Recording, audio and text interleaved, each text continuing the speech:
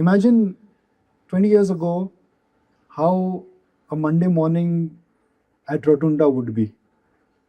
This is where the heartbeat of the market was. This is where the trading was done. How many of you have seen Scam 92? वो सारा यहीं पर हुआ था. You've been on the floor when the trading was on? Yes. What was it like? Yes, I mean, earlier there used to be no uniform or anything, so everybody's shirts used to be full of pen marks. Then by the time I got my BSc card, which was end of 93, that time they had these blue kind of jackets that you put on. So I didn't actually do trading, but I did come for a few days just to see what's going on along with my actual traders. But soon after that, I think just a few months after that, it went on to the what used to be called the bold system for which was basically went electronic. But it was but it remained physical delivery of shares for a lot longer. So every time there was a settlement, you had all these piles of shares tied up in red cloths. Then all night because we were institutional brokers, so the volumes were high. So all night people would sit and count stuff. Then you send it to the company and it will come, signature differs. So again you start. So I remember Ramdev Agarwal once saying that he sold ACC and it came back as signature differs. So he got stuck with it and he made a ton of money on it. So that was like his first big money he made on a trade because it didn't go through. So this is where the trading happened. This is where the exchange of shares was happening. Today, you can't feel the vibe, but when you come here, like they say, the historical imprints are clearly there. Atma bhatak.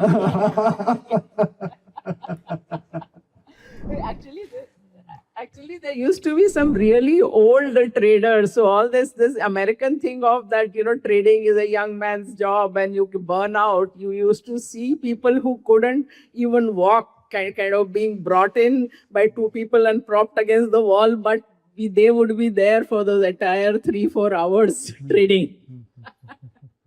With Devina Mehra, I'm promising you don't miss a single word. And from last 25 years, I've interacted with her. She's actually been just an epitome of great grace, knowledge. And what I've always admired about Devina is her ability to connect the past with the present and talk about future. She is, and she will always be one of my favorite guests. I've learned a lot from you, and that's what I think I'll try and bring the best out of Devina. So Devina, we started a bit of nostalgia. Let's get into history.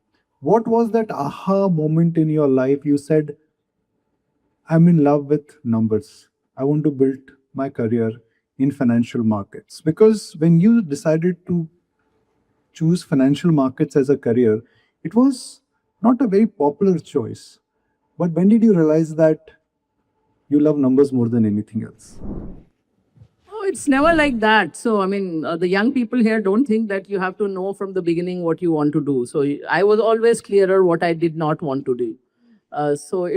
Life evolves. So, you can't say what you'll be doing 20 years from now. For example, after class 12, I was the only person in my maths class who did not sit for engineering entrance exams because I was clear I didn't want to become an engineer, even though I never lost a mark in maths in 11th and 12th in any test or exam. And people said, exam to de do. I said, I'm clear, I don't want to do this. And so, I mean, it all changes. I actually went to do an English honors after 12th. To Delhi, and then I grew up in Lucknow, so very far away from financial markets. I mean, absolutely no idea of financial markets. My parents were both professors and had no interest in money whatsoever.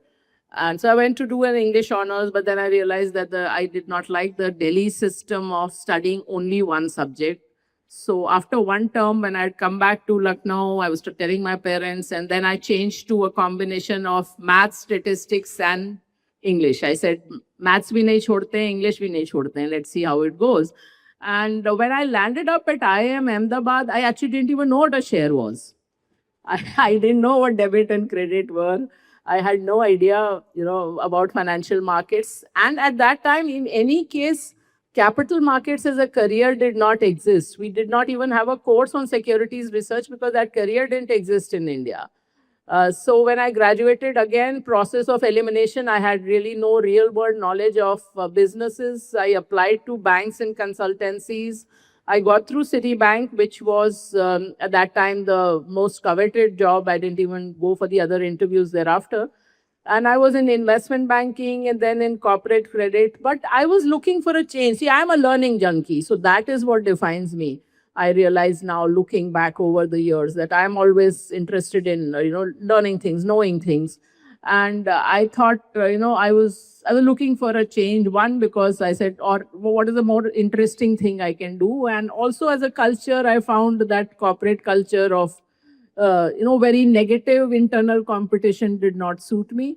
So I was looking, I actually went to what used to be then the Prince of Wales Museum and met the director. What is the interesting thing one can do in life? I went and met the Economic Times editor who was visiting faculty at IIM. So, I had kind of knew him. So I went and said, what is the interesting thing one can do in life? And I was looking. And then, there were two things which happened. One was Dr. Manmohan Singh's budget, where he opened the market to foreign institutional investors. And I said, now the market will professionalize, because till then, stockbroking was very much an old fashioned profession and it wasn't even considered very respectable. I mean, I had no idea how it was considered, but I have very close Gujarati friends, and one of them was very interested in the market, but his parents just didn't allow him. He said, "You've done a CA and an IIM MBA to go to the markets. I mean, that is for no hopers." So that was the impression. But I said, now the market will professionalize. So that was one. The other was, at that time, of course, National Stock Exchange was not there, SEBI was not there. And there were 20 odd stock exchanges, and the biggest one was BSE. And BSE advertised that we'll give 71 new memberships to professionals for, in the early 90s, a huge amount, 55 lakhs, but it was a quarter of the market price. The market price of a BSE membership at that time was 2 crores. And people told me, don't even apply, because BSE is 80% Guju, 20% Madu. You are a total outsider. You're not from the right community. You're not even from Bombay. Your parents have nothing to do with business. And plus you're a woman. So koi kaun dega tumko, wo to apne bhai batijo ko denge. I said, theek hai, apply karte hain, dekha jayega. So that's how it started. And of course, they did try their best not to give it. But in the end, I got 2 extra marks for my IMA gold medal, and that pushed me over the cutoff. And that's how the journey started. But as I said, I learned on the job. It's not as if I knew in advance. And along with the foreign institution investing in India, the foreign brokers also came. All the big names, Merrill Lynch, Jardine Fleming, Morgan Stanley, everybody came. And in the beginning, I thought, these guys have been doing it 50, 70 years. I must learn from them. But the first lot of reports I saw, I said, this is junk. This is not good analysis. This is not written well. I have to learn from first principles. I have to learn from the books. And that's what I did. I learned from the books. I even used to ask clients at time, we were discussing some of them that, what is a good book to learn valuation or to understand cash flows further. And I never hired from competition. Nobody else hired freshers. I hired only freshers, because I said, I don't like what the market is doing. I don't like what the competition is doing. It is difficult to train new people, but it is harder to get them to unlearn bad habits. So I have trained literally generations of analysts, and all of them are now all over the industry. So we have been like the, Hindustan Lever is in FMCG, that you see ex-Levers people everywhere. You see ex-First Global people everywhere in the industry. And Teachers' Day, Guru Purnima, I get messages. So my parents' teaching genes remain strong. And the book is also really an outcome of that. Mm-hmm. So that was the evolution. So it's not as if you know in the beginning that this is what you want to do in life. Okay. So gold medal मिल गया. Broking चालू हो गई. That broking business. So then what happens after that? What was the starting capital? How did you start building on the business? You were new, limited capital. Foreign brokerages had just about started coming in. The old school boys, which is the old brokerages, they also wanted to be part of finalization. DSP became DSP Merrill Lynch. Morgan Stanley became JM Morgan Stanley. That was the interesting time. So, how did First Global independently, with limited capital, with no godfather, stood out? How did you manage to swim with the sharks and sail with the whales? I would say intellectual capital. I mean, definitely when I started out, there was no cachet to being a startup, leaving what was supposed to be the best job in the business to start a business was not considered anything great. It was good that my parents never bothered with what I was doing because their thing was that we don't know this field, you do what you want. But otherwise, it was not considered anything great, and definitely nobody was willing to give you capital. I mean, that concept again didn't exist. So really intellectual capital. So it started with I remember one of our first two clients is an American woman, and she said, I asked about who to go to in India, and yours was the common name that two people gave me, and that's how I've come to you. And just thinking from first principles, that same lady, I remember when she, these foreign institutions used to come here, they would ask you to set up meetings with companies, and these would be like in 3 days, you're meeting 5 companies a day. And while at that time you were making these physical folders with the information about the company and all that. So I started putting a questionnaire on top because, you're going to HDFC and then to Mahindra and Mahindra and then to HPCL. This is some person looking after 10 countries. What will she know what to ask? So she said, oh, I mean, I'm operating in 10 countries. No broker has ever given me this, that even the questions to ask the girl.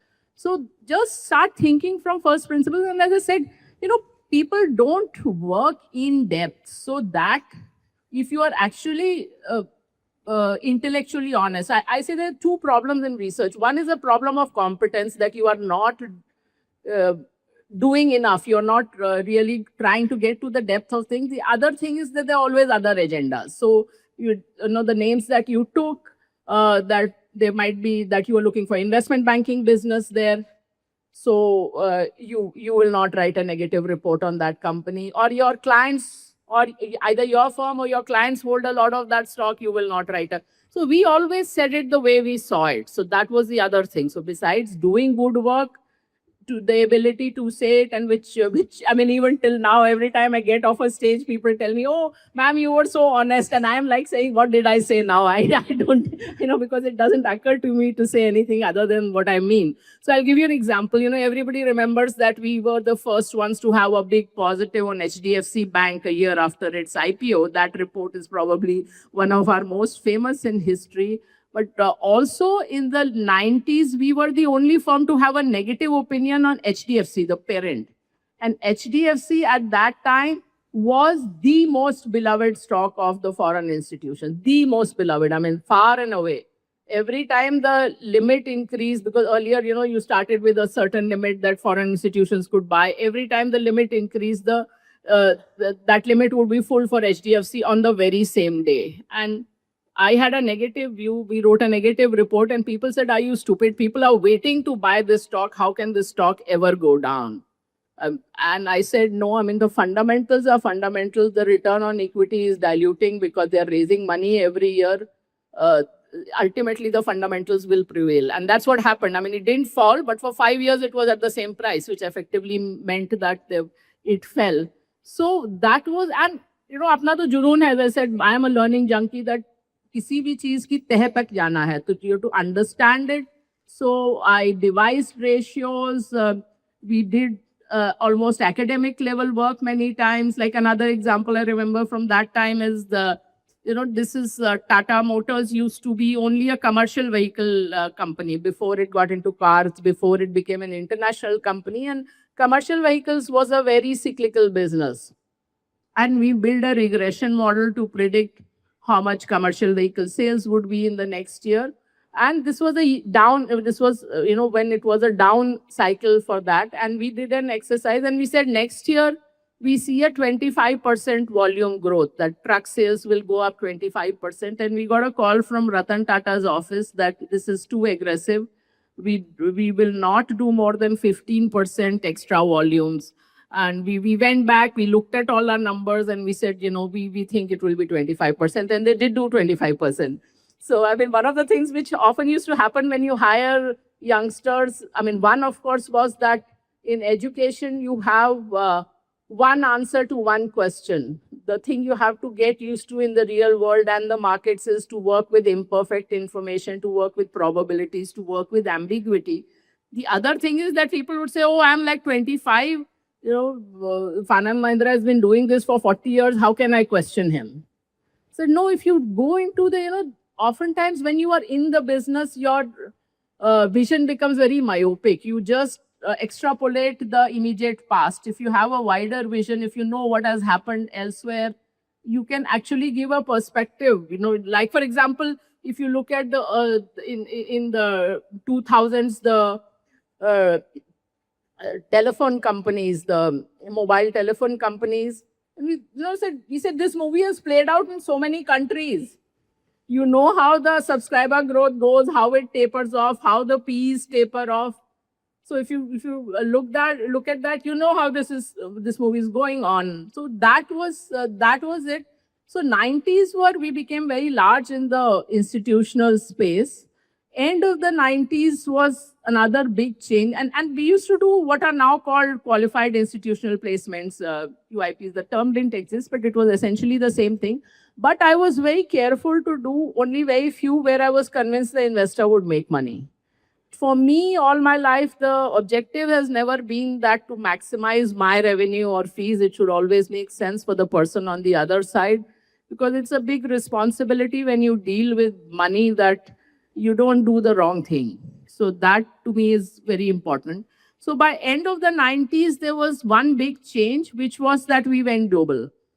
So I'm a first principles thinker. So this is end of the 90s. And one trigger was, you guys might have, if you read economic history, you might have heard of the Asian crisis in the 97, 98, when all these Asian tigers, the Southeast Asian economies, which had been such growth engines, they went through a very troubled time. And in 1 year, all those markets, the currencies fell, the markets fell in dollar terms, those markets fell between 50 to 90%. And 90% was Indonesia.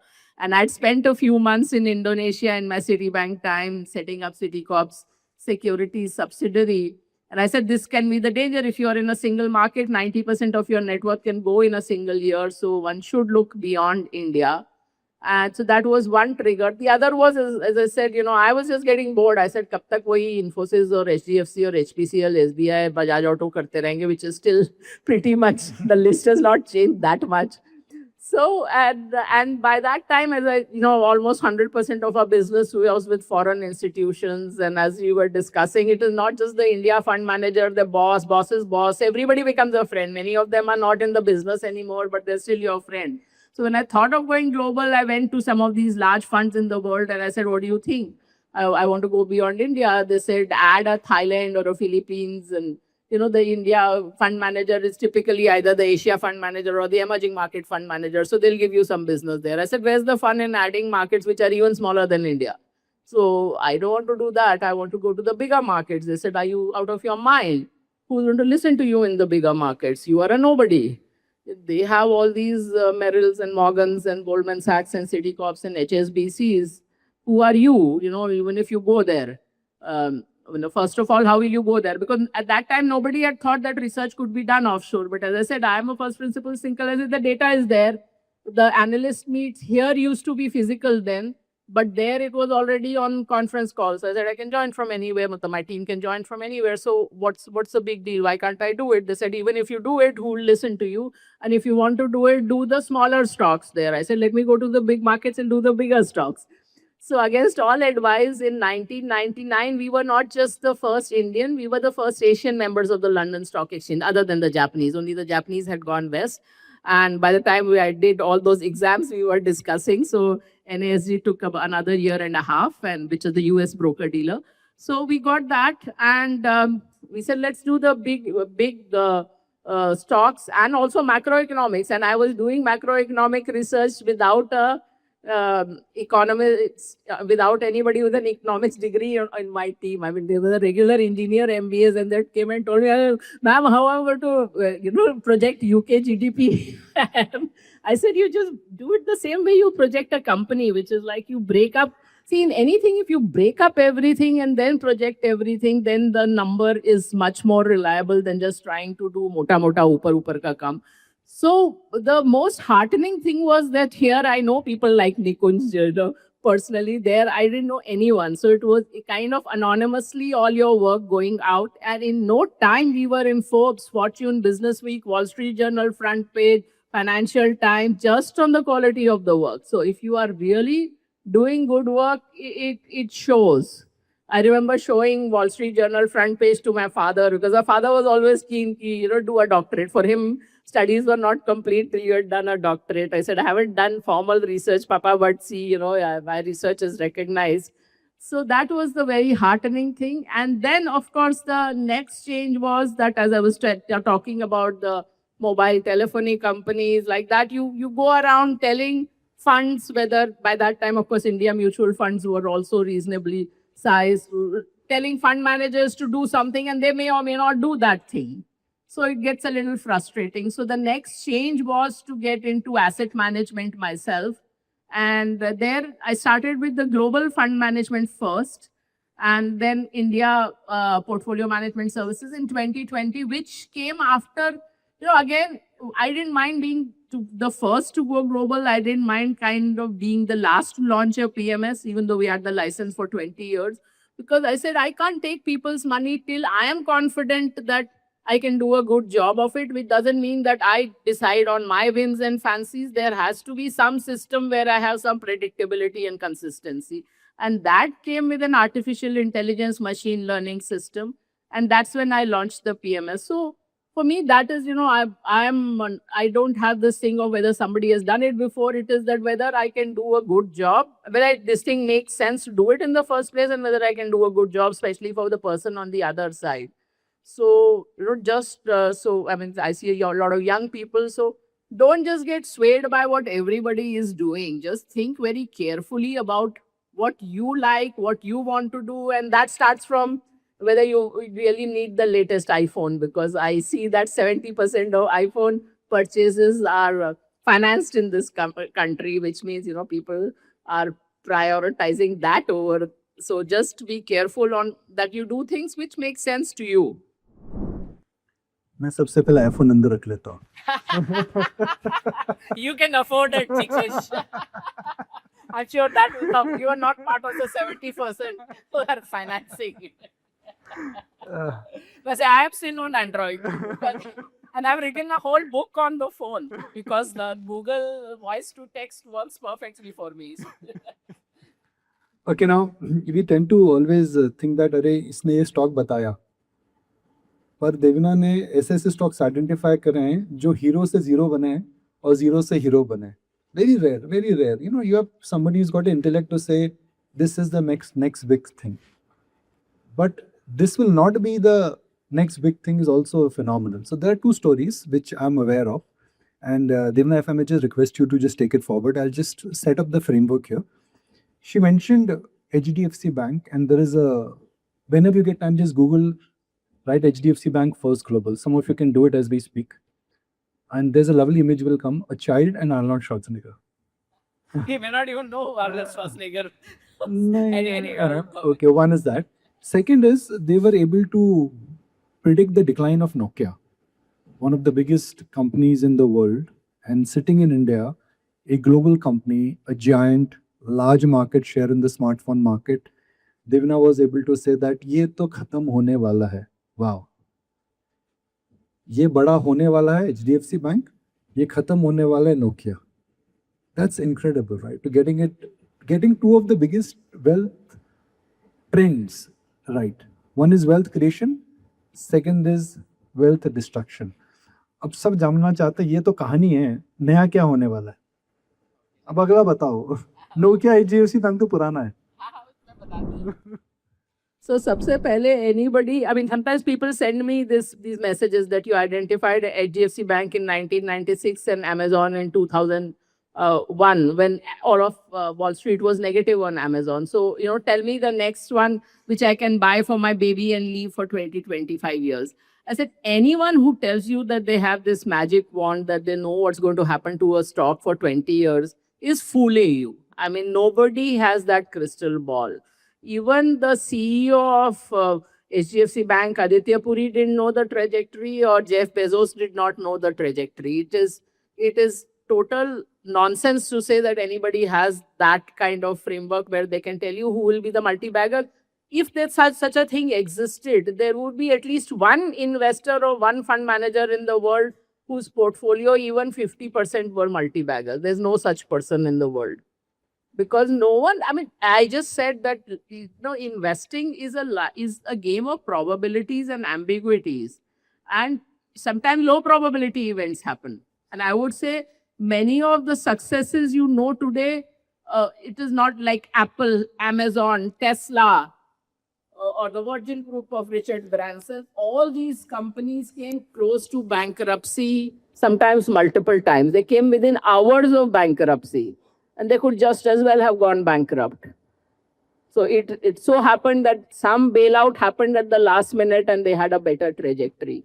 So nobody has this crystal ball. I mean, you will be showing that clip on Rakesh Jhunjhunwala.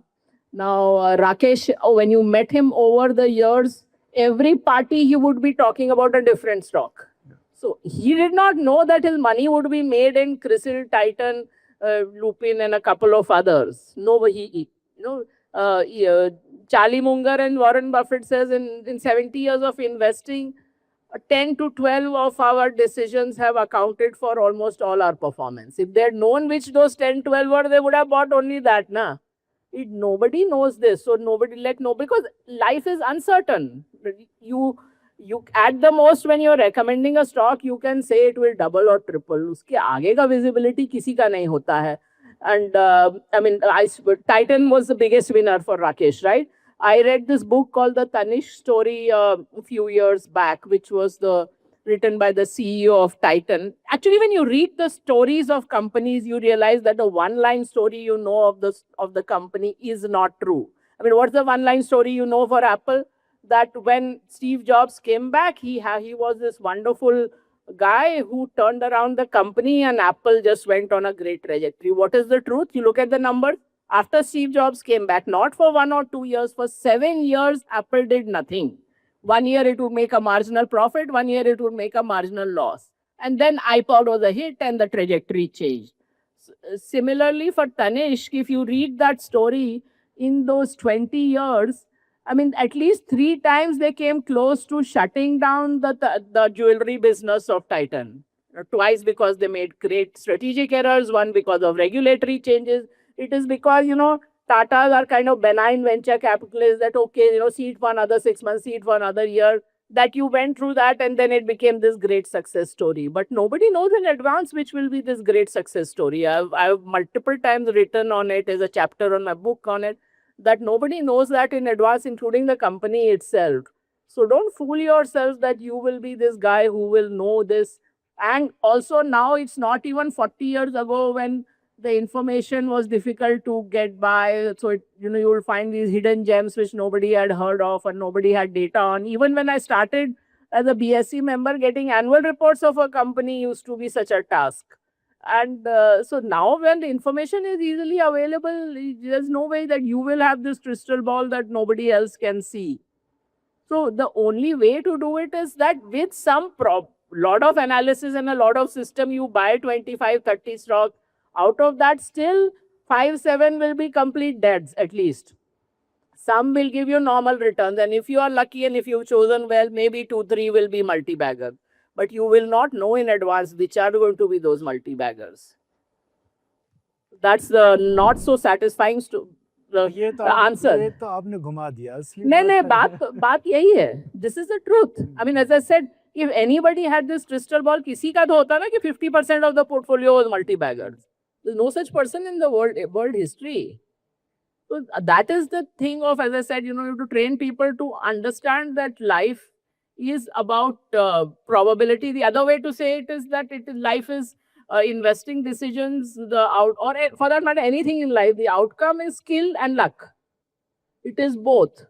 It is only chess is kind of pure skill and lottery is pure luck. Everything else is on a spectrum in between. Even when you hear these success stories of people, there's always an element of luck of being in the right place at the right time. I think, for example, my generation was lucky that, the liberalization came early in our careers. So from the late 80s to 2000, even salaries completely changed. When we started working, there was no way you could have become kind of wealthy just with a professional job.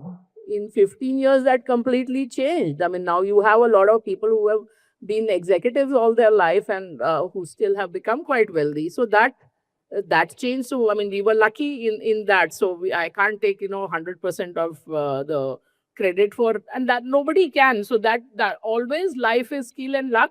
But the way to look at it for the youngsters is, I think, the best analogy I've found for success is that it is like a bank locker, which has two keys.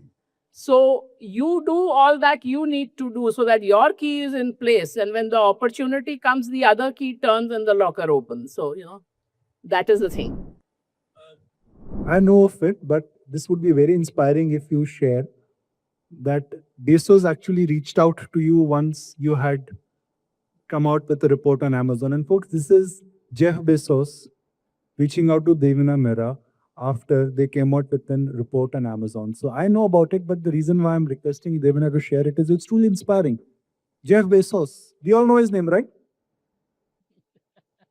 Jeff Bezos writes a WhatsApp तो नहीं था, email से WhatsApp होता ही नहीं था. क्या लिखा था उसमें?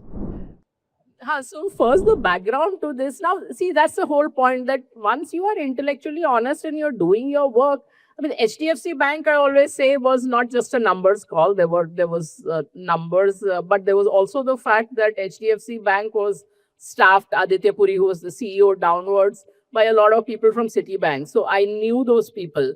And I am a very nervous investor in banks because banks are always full of negative surprises. So I was also taking a bet on the people. In the case of Amazon, it was a pure numbers call. So this was after the tech crash of 2000. And before that, Wall Street had been very positive on Amazon, extremely positive. And suddenly they turned extremely negative, saying this company will go bankrupt. There used to be a very famous analyst called Mary Meeker, who used to be a big promoter of Amazon. And she wrote a report saying, throwing in the towel on Amazon, basically that I'm also giving up on Amazon. And Business Week had a cover story saying, is Amazon going bankrupt? So I don't know what they were looking at, because we were looking at the numbers. And the last quarter of 2000, we go beyond income and margins and all that. And it was that the cash flows had turned around. They had made huge cash flows in the last quarter of 2000. And for the first time, they were actually not in danger of going bankrupt. So we had a strong buy on the stock at $15, which split adjusted is 75 cents. And by that time, all of Wall Street, which normally doesn't have sell recommendations, was negative on Wall Street. And we were the only ones with not just a buy, but a strong buy. So Jeff Bezos sent us an email saying, thanks for the support. So I did not mind going against all of Wall Street, because I never thought that, somebody who has a bigger name necessarily knows more than me. If you've done the work, if you have to do the work, you have to know what you're talking about. So that was the thing that Jeff Bezos wrote us an email. Yes, so that did happen. WhatsApp came much later. We actually did a call with the company saying that we don't want forward-looking statements, but just check that our cash flow calculation is correct. You have made this $220 or $240 million of cash flow. So they said, yes, that's fine. So they said, fine, then it's a clear call. For our young friends here, then you started your career. When I started my career in television, information was not available. You mentioned balance sheets. Well, I mean, the price of crude, we only figure out by the evening that what happened in London Stock Exchange at night. Today, we are inundated with information. So from a situation of scarcity, we've moved to a situation of abundance. How does one go about filtering noise from a signal? How does one know this is the right information, this is the wrong information? Yes, you are right about this. I mean, information used to be really tough. I mean, analysts meet, you write a negative report, even on a Tata company, let alone a smaller company, they won't invite you for the next analyst meet. Now, by law, all analyst meet transcripts have to be on the website. I mean, that information arbitrage was earlier also allowed, in terms of the law or the regulation. And this is not just true of India. Even in the US, Fidelity could sit in a room with an IBM or a Procter and Gamble and get differential information. So, I mean, my most exciting life in the 90s was going around the countryside, meeting companies, going to plants. Even in Citibank time, everybody else used to hate plant visits, which they had to do by, the bank mandated it. I would even do plant visits for my colleagues. I said, तुमको नहीं जाना train पे आंध्रा में cement plant देखने, मैं चली जाती हूँ. I am happy to do this. So but and if you ask me, that's the more exciting part. But you have to change with the times. So as you said, now the information arbitrage by law also is gone. That the company cannot give differential information to people.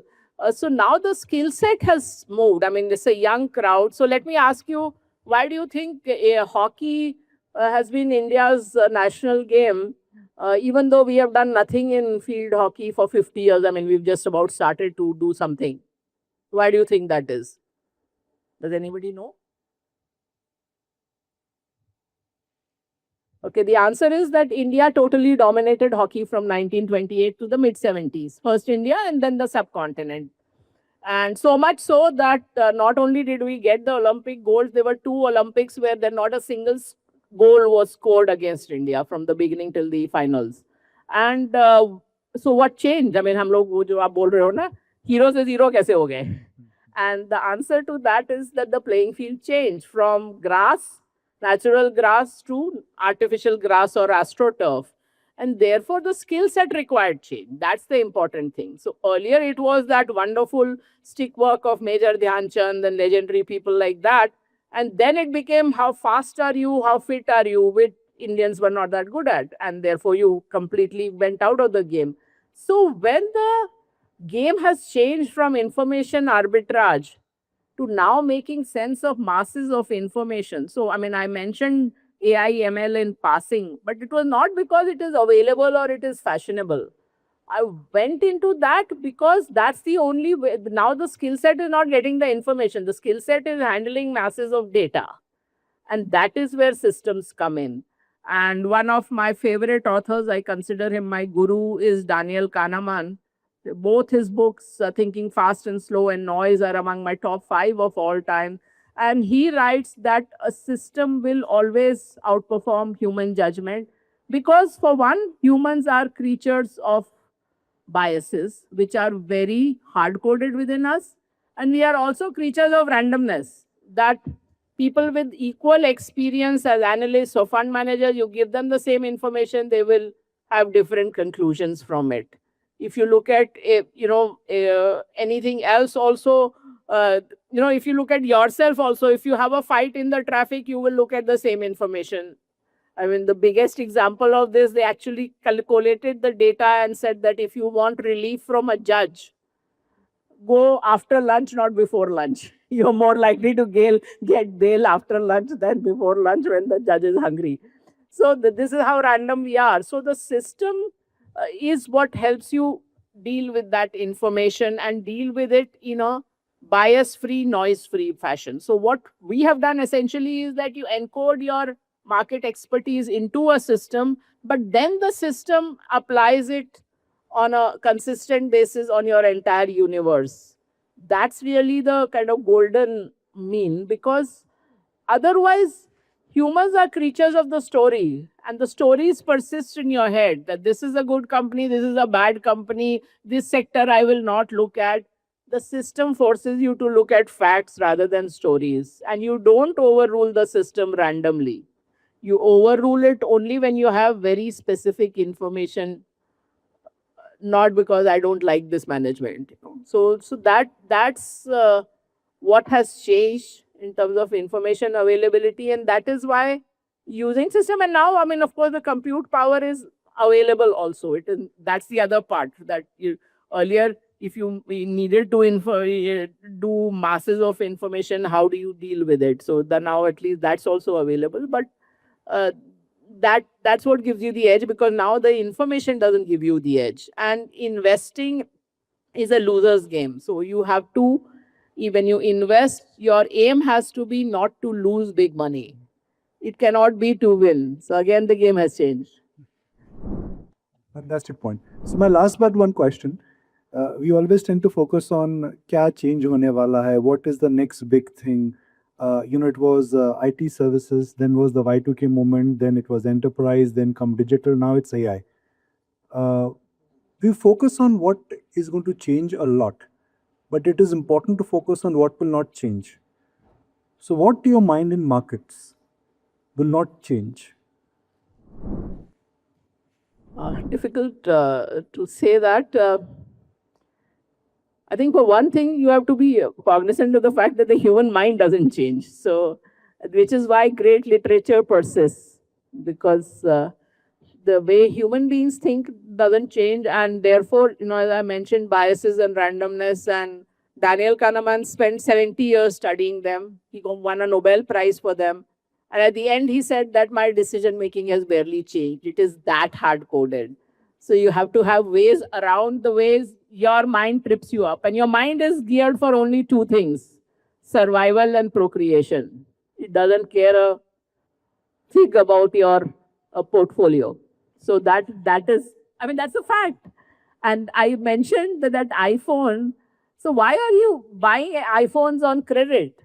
It is not for any other reason, because that wanting to belong to the tribe is so ingrained and such a powerful urge.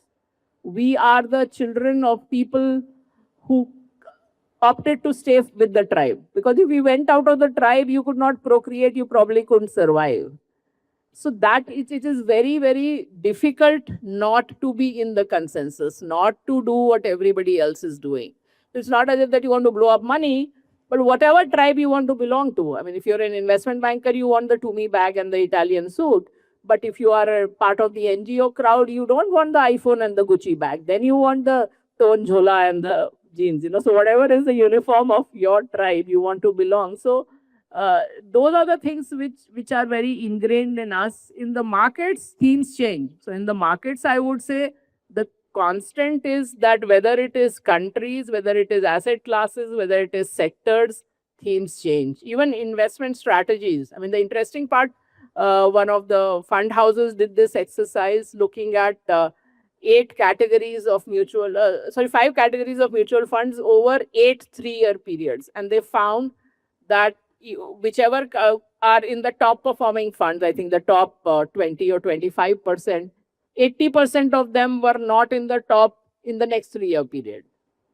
So he said the best, kind of golden thing is that if you have a fund manager who has a good process but has been underperforming, probably that's the time to buy it. Whereas investors doing the exact opposite. I just collated the data for 20 odd years of mutual fund inflows and equity inflows very consistently. So I write this fortnightly column for Mint. So this was my last column, that very consistently the mutual fund inflows peak after the market peaks, and they bottom out after the market bottoms. So you get in at the wrong time and you get out at the wrong time. So if you stop doing that alone and do something consistently, you'll be better off. Fantastic. Is Devina Mehra approachable? If somebody wants to approach you, how can they reach you? Is there a LinkedIn? Is there a WhatsApp? Is there an email? So I'm active on Twitter and LinkedIn, and my DMs are open on. So anybody wants a job at First Global? I'll give you the HR address. HR email, yeah. You are. I'm struggling for that word. Is it voracious? Is it in book addict? Is it a bookworm? You love to read books, and I've just had the pleasure of doing a show with Devina, and we counted the number of books she's read. Can anybody guess how many books she's read in her life? 100, 200, 300, 400, कोई तो number बोलो. वो engineer ही ऐसा number निकाल सकता है. Mohit is an engineer, so. What is the number? Is Mohit right? I haven't like kept a lifetime thing. Most years I read between 40 to 60 books. So that's the other thing. I mean, unless you feed your mind, nothing comes out. 40 to 50 books. Now you can, yes, Devinath, they can 40. multiply it. See, the standard deviation is high. I don't have a target because since I started keeping data, which was I think 2014, 15, which was actually to keep the names of the books. The number was just an incidental thing. So the lowest in a year has been 6. The highest has been 82. So whatever that year brings. So, and I read all kinds of stuff. 2 years ago, I reread all the Harry Potters. I read the Enid Blyton because I found them at an Airbnb. And so anything that catches my eye, and I read a very wide variety anyway. I read a fair amount of Hindi also. Had the last two authors that like just floored me were both Hindi, Manav Kaul and Geet Chaturvedi. And so I read all kinds of stuff. But unless you feed your mind, nothing really comes out. बैठ के खाली reel देखने से नहीं होगा. So before we wrap, give us some names. Your best, a book which you've read and reread and you're planning to read again. That has nothing to do with business or anything.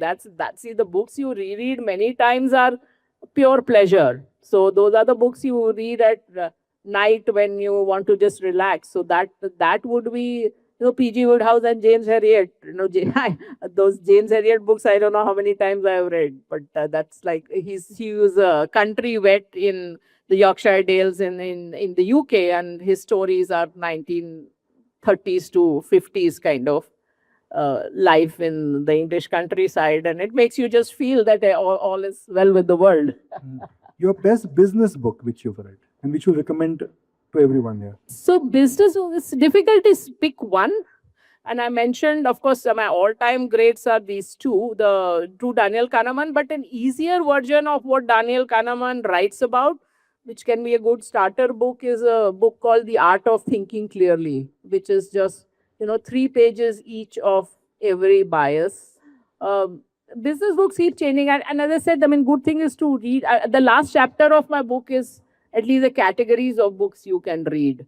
And I said, when you read the stories of companies, right from, Shoe Dog to the Tanishq story, or the Z Factor, which is by Subhash Chandra on doing something in India. So that's like a very nitty-gritty account of what it means to do business in India. So there are many books, and there's a book called Business Adventures, which is about business stories in the US of 1930s to 60s. And again, you find that the patterns repeat.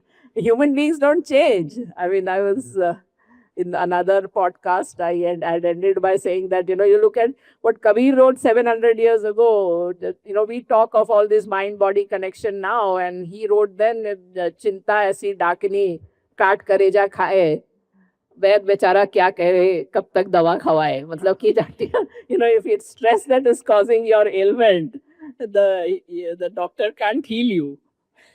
Just been such a fascinating discussion. We started with your history. We spoke about change in financial markets. We are wrapping it up with your book recommendations. And I'll take the liberty of saying one book which I'll recommend is Devinath's book. And we've organized, a book signing small ceremony for some of you. So Devinath, thank you very much for joining us. I always look forward to interactions. I love to learn so much.